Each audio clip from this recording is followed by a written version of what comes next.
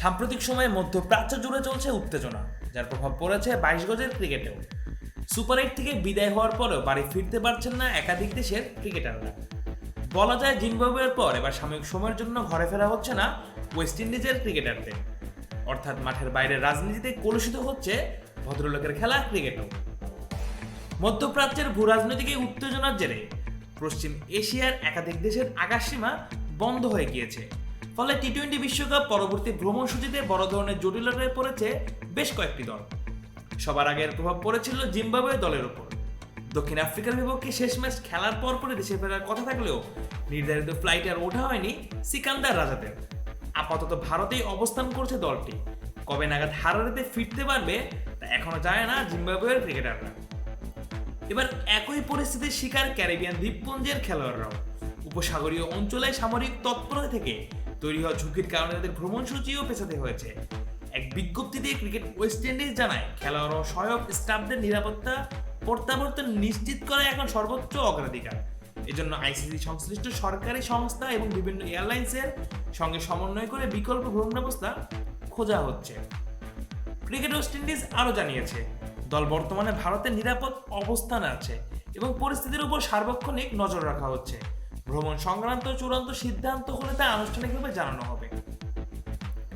ESPN cricket board তথ্য অনুযায়ী Zimbabwe দলের সদস্যদের ধাপে ধাপে দেশে ফেরার পরিকল্পনা করা হয়েছে।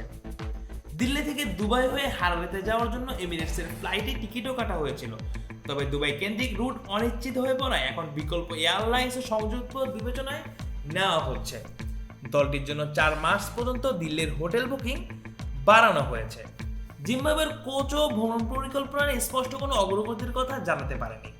তার ভাষ্য, টুর্নামেন্ট চলাকালে এমন পরিস্থিতির পূর্বাভাস ছিল না, আর আপাতত নতুন কোনো নির্দেশনাও তারা পাননি।